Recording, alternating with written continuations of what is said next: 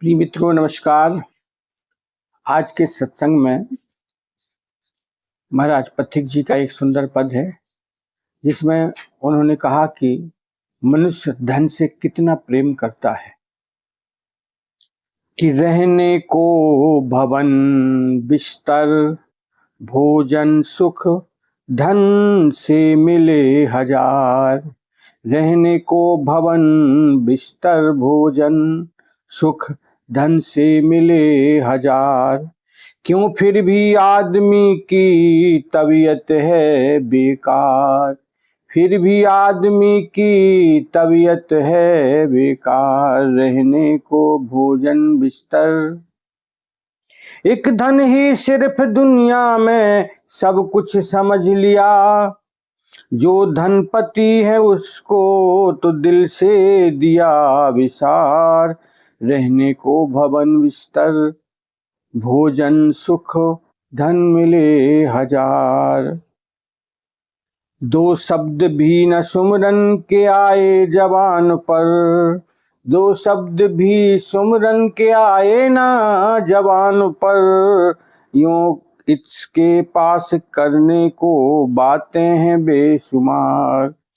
तो रहने को भवन बिस्तर भोजन सुख धन से मिले हजार। फिर भी क्यों आदमी की तबीयत है बेकार। मालिक का भजन करने को मिलता समय नहीं। मालिक का भजन करने का समय मिलता नहीं।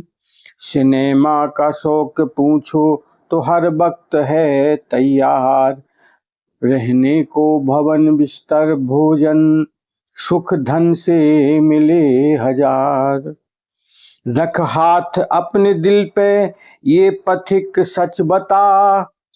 दौलत से प्रीत कितनी है कितना प्रभु से है प्यार। रहने को भोजन बिस्तर सुख धन से मिले हजार। फिर भी आदमी की तबीयत है बेकार। महाराज पथिक जी कहते हैं कि मनुष्य के जीवन की स्थिति क्या है कि जब उसको भोजन बिस्तर मकान और सुख मिलता है, ये किसके माध्यम से समझता है?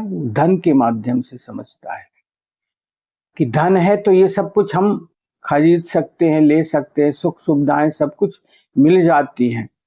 लेकिन उसके बावजूद भी फिर भी मनुष्य का जीवन जो है बेकार हो जाता है। आंतरिक मनस्थिति विकृत हो जाती है, बिगड़ जाती है। आखिर ऐसा क्यों? क्योंकि उसके जीवन में जो सत्य है उसका अनुभव नहीं हो पाया उसको। एक धन ही सिर्फ दुनिया में सब कुछ समझ लिया। संसार में पहले एक धन माध्यम होता था, ये मना स्थिति में विचार था व्यक्ति के। लेकिन आज की परिस्थितियां ये हैं कि धन ही है केवल, बाकी और चीजें इतर हो गई हैं, छोटी पड़ गई हैं। धन को सर्वोपरि मान लिया तो हुआ क्या? जो धनपति है उसको तो दिल से दिया विसार। जो धनपति है, धनपति कौन है? भगवान नारायण है, वो परब्रह्म परमात्मा है धनपति। क्योंकि वही वास्तव में जो वैभवशाली है एक परमात्मा ही तो है। हम लोग केवल उसी से तो आशा करते हैं, उसी से प्रार्थना करते हैं कि प्रभु हमें धन संपत्ति वैभव देना, और उस भाव को हमें समझने की आवश्यकता है। लेकिन मनुष्य ने उसको विसार दिया, विस्मरण में कर दिया, तो वो फिर कैसे जीवन का सत्य मार्ग अनुभव कर पाएगा? बड़ा मुश्किल है। इसलिए मित्रों, इस बात की फिक्र हमें करनी है कि हम उस वैभवशाली, उस आदि नारायण को अपने हृदय में अनुभव करें, खोज करें इस बात की। दो शब्द भी न सुमरन के आए जबान पर। हम कभी भी अगर सुख हुआ तो याद कर ही नहीं पाएंगे। जब जीवन में दुख आ जाता है तब कभी कभार परमात्मा को हम याद कर पाते हैं।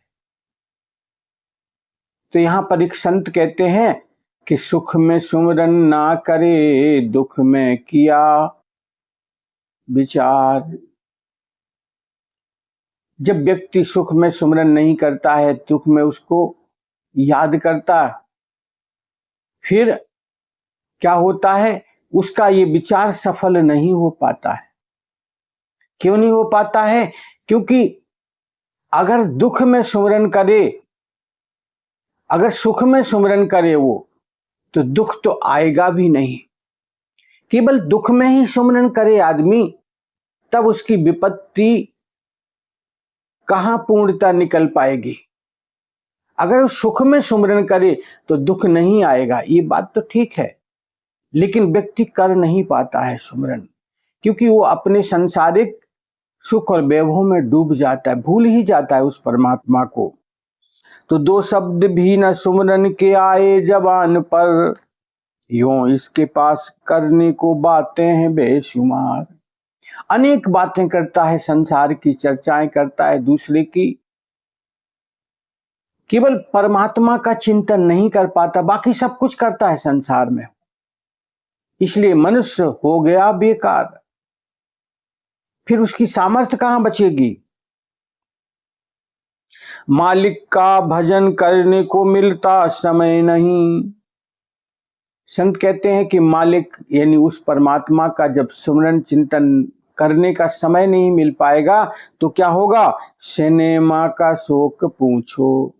और फिल्म जगत में उसे अगर किसी फिल्म को देखने जाना है तो हर दम है तैयार, फिर उसको समय ही समय है। कहने का तात्पर्य है परमात्मा के सुमरन के लिए उसके पास समय नहीं, वक्त नहीं। लेकिन बाहरी संसार की जो स्थिति है उसमें जाने को हर क्षण तैयार है। हाथ अपने दिल पे ये पथिक सच बता। महाराज पथिक जी कहते हैं कि हाथ हृदय पे रख करके ये सच बताओ। क्या बताओ सच? दौलत से है कितनी प्रीत, कितना प्रभु से प्यार। संसार में संपत्ति से कितना प्रेम है,